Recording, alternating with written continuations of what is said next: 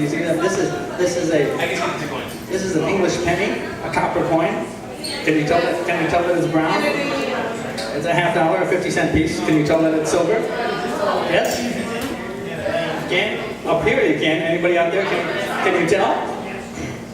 Can you see that this is a brown coin, a copper coin, and a silver coin?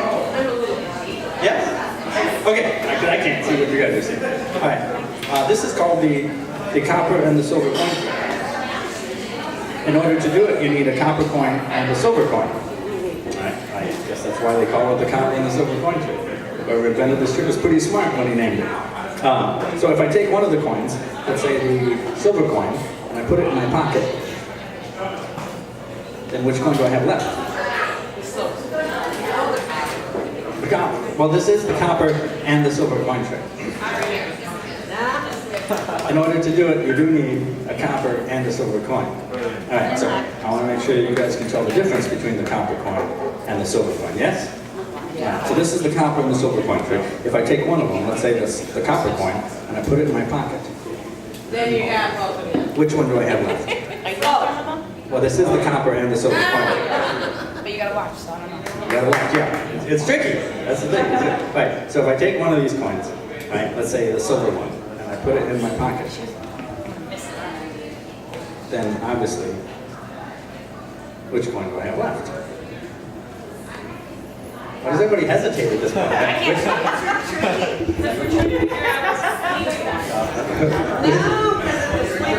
Which do I have left? It is the copper and the silver coin trick. That is correct. You're perfectly correct. All right, so this is the copper and the silver coin trick. In order to do it, you need a copper coin and a silver coin.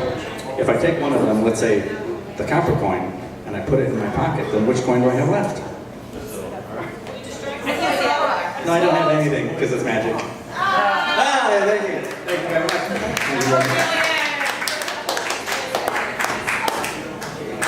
No, I'm going to save it because I'm going to save it.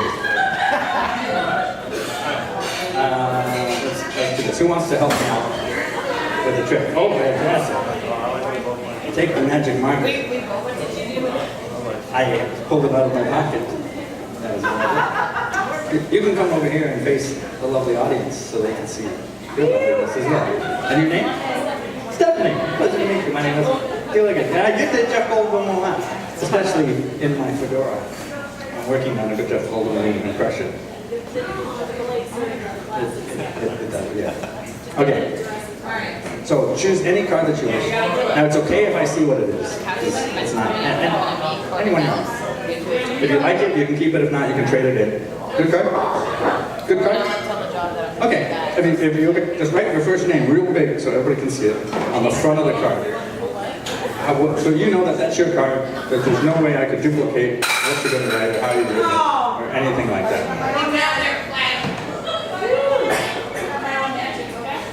And you just pop it back on top there. Cap back on the pen form. Perfect. All right. So you wrote that. I told you it's a long name. That's fantastic. I thought everybody see it on the 6 of diamonds. For those of you who cannot see, the 6 of diamonds. You take the 6 of diamonds that we have so fabulously found.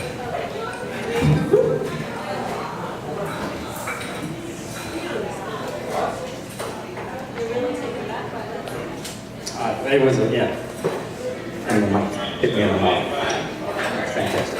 All right, 6 of diamonds that you have signed. Stash it someplace safe and secure, out of sight, where I cannot get to it. Anywhere that you wish. Stash it. I want to watch you put it wherever you put it, so I can't use the word hide. I don't look though. But put it. I'm going to watch. Yeah, because the magic. In order for the magic to happen to know, I have to know where it is. But put it on your person. Well, you could put it anywhere. I mean, depends on how adventurous you are. I don't know. Oh, no, preferably within sight, even though it's going to be out of sight. Oh, fantastic. In a sock and or a boot shoe. That's fantastic. If you don't mind, because in my experience, pretty girls can't be trusted, so I can't trust any of you. So if you don't mind, take a step that way and I'll take a step this way, because... Okay. The next card is the 5 of Hearts. I'll take this. My name is Giligan.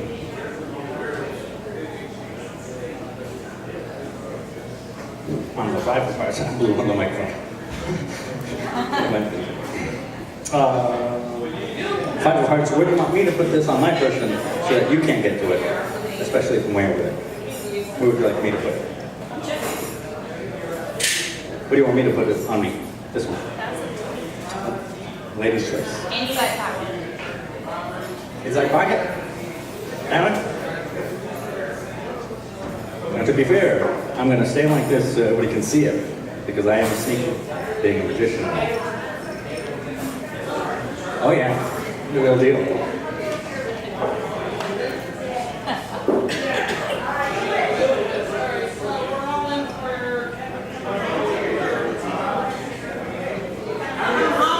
You guys have a good angle from that side with the lights. Did you see the magic happen? Did you see it happen? Did you feel the magic happen since you had the attack?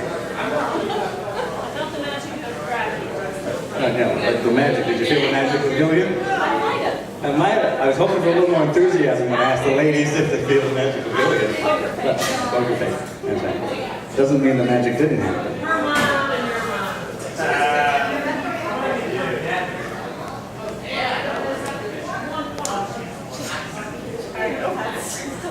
Let me see. Show her. That's a little. That's so cool.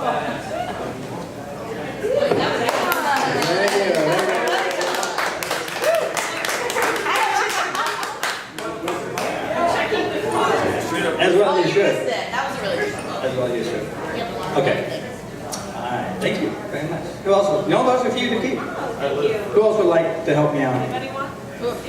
by picking a card? Who wants to help me? Alright, I'll do it. Hold this. Oh, fantastic. You owe me. Alright, so as I flip through, you say stop whenever you would like. Alright, take the next card. Don't show it to me. So you show it to everybody else. Oh.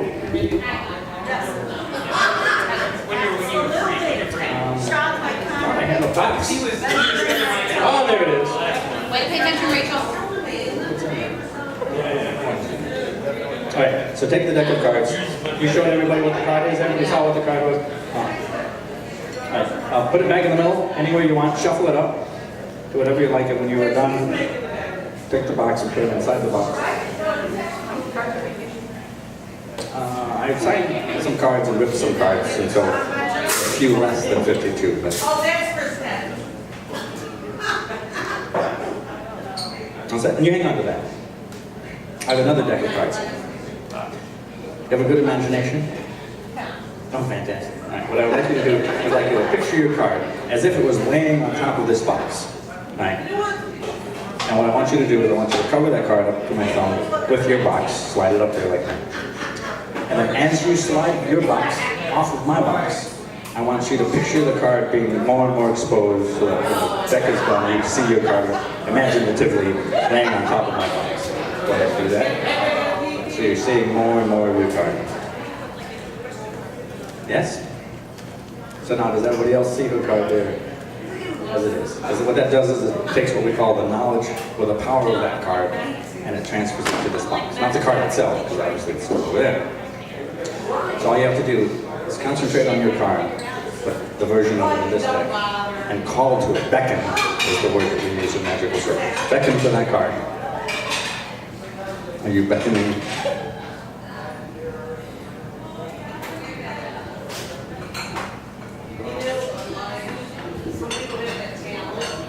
Okay, name your card out loud. What was it? Amazing.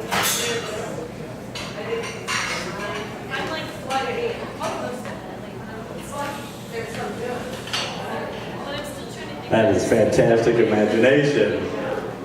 Fantastic. See, I can tell that you know a little something about magic.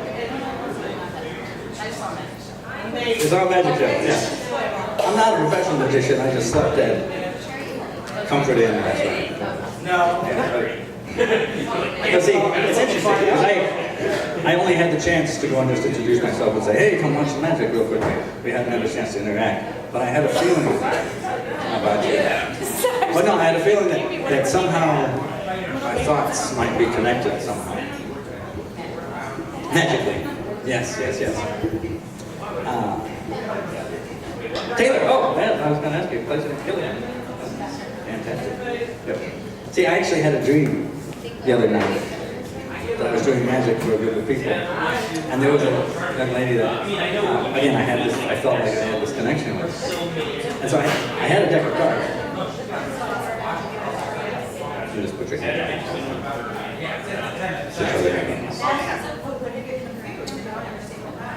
And she knew, without me having to say anything, that what she was supposed to do was name any random card in the deck. Preferably nothing obvious like the Ace of Spades. The guys always say that. Ladies always say the Queen of Hearts or the Two of Hearts. Statistically, they're very popular. She had one in her mind. That's what she said.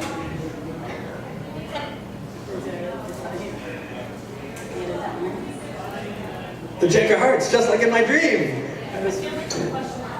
The Eight of Diamonds, really? Sticking with it? Again, now I'm dreaming. Right, I'm asleep, I'm watching Dreamy Me. I'm watching Dreamy Me, and I said, I thought she was going to say the Jack of Hearts. She said the Eight of Diamonds, so I didn't know what was going to happen. And then I remembered that she had been holding onto a deck of cards this whole time. Lift up your top hand. The Eight of Diamonds, she had said. The curious thing was,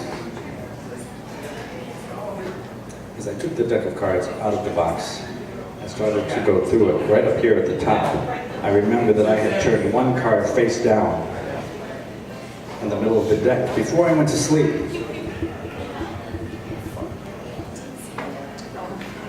And it happened to be the Eight of Diamonds. Thank you very much.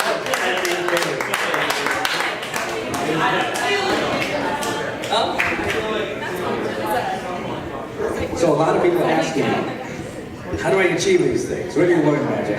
What is the understanding? Oh, there it is! Fantastic. Fantastic.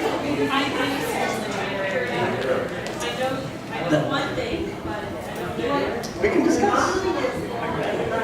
All right, so you guys quickly like to come and examine the ropes? Check them out. Come check them out. Welcome here. See if they come apart, see if they stretch, see if there's magnets or glue or anything. Good ropes. Alright, so I'm going to explain how the psychology of magic for grown-ups works. I entertain grown-ups at corporate events and bars and restaurants and things. Everybody say the word hop. Say hop. Say shop. Shop. Say hop. Hop. Say shop. Shop. And what do you do when you come to a green light? Stop. And you go with the green light. Oh, you're fucking right. Alright, we call it linguistic conditioning. What is that called? It's a tool, psychological tool that we use to potentially guide you into an area where you believe something that may or may not necessarily be accurate, but true. Alcohol. And alcohol helps. Yes, so it is only, whatever, 7, 8 o'clock now. If I do this at midnight, you guys are blown up. No. Keep drinking, that's why they built the place. Yes, so do that. So, which rope is this one? What? Which rope is this one? Go. Go! Which rope is this one? Oh. Slow down, and this one. Stop, sure, we'll go with that. So we'll go. We have hit the accelerator. Slow down. And you guys have to keep track of which one is which. However, I have already used linguistic conditioning to trick you, because you believe that's the slow, the go, that is the slow down, and that is the... Oh, see, that's what I'm saying. See, because obviously all of these are all slow down. They're all the same way. You can look at me with the inquisitive look and the pursing on the lips. I am used to it. Alright, so maybe slow down. since you all have alcohol beverages in your hand, maybe I should have started off with 2 real quick. Because it's still early. I'm just saying, I work a lot of bars, so I understand. You know what? Because it's early, maybe I should start off with the 1 real trick. Would that be easier for you?